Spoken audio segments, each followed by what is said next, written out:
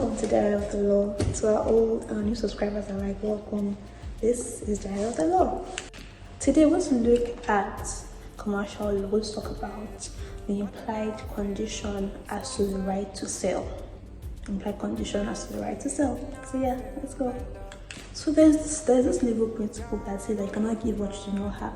That is nemo that quod non habet. So you cannot give what you do not actually have ownership of. So like what that means is that if, for instance, you want to give somebody a gift, but you don't actually have the gift, you can't give that person nothing because you don't have it. That's basically what the implied condition as to the right to title means. That if you don't have a valid title, you don't have valid ownership of what you want to give or what you want to sell, you cannot exactly sell it to another person.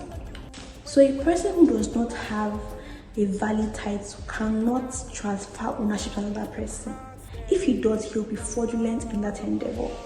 And so if you don't have something, you should not be pledging to another person. You shouldn't. So I think in the case of Health versus Matthews, what happened was that the man did not even have ownership at the time, and then he pledged the piano that was not his own to another person.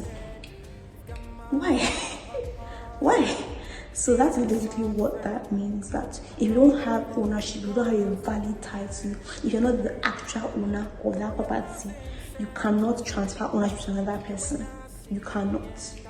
So Section 12 of the Sale of Goods Act 1893 provides that there's an implied condition that the seller has the right to sell, and in the case of an agreement to sell, that the seller will have the right to sell as at the time of the property of the goods is to pass. So property usually means, in contracts and commercial law transaction, usually means ownership. So in a regular sale of goods, the seller ought to have the valid title, valid property, valid ownership of the good at that time.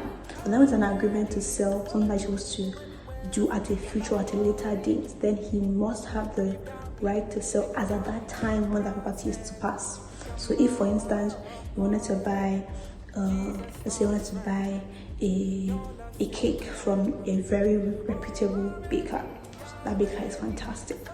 And then what happens is that you wanted to buy the cake on the 3rd of July. By the way, happy new month. You wanted to buy the cake on the 3rd of July, right? At the time, so this is the 1st of July. As at today, the good cannot pass because it is not in existence already. But then at that 3rd of July, the good is, at that time, it should be ready for it to now pass as a property to the other third party or to the plaintiff or the defendant or whoever is in the contract. You understand that? So the buyer should be able to acquire ownership. The buyer should be able to acquire the cake on the 3rd of July. Even if you cannot acquire it now, you must acquire it on the 3rd of July. You understand? Great. So in the case of Roland versus Duval, this is what happened. Roland was a car dealer, and then he bought the car from Duval. And then he took the car home and was in the car for a couple of months. And thereafter, he now sold the car to a third party. But after the party passed the third party, they now realized that the car was a stolen property, was a stolen car.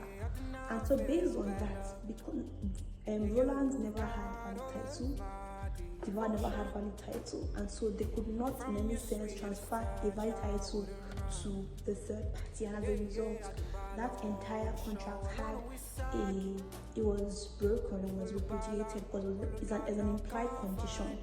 Implied condition means that if any breach of an implied condition, the amount of the contract being repudiated or to end or to be discharged with.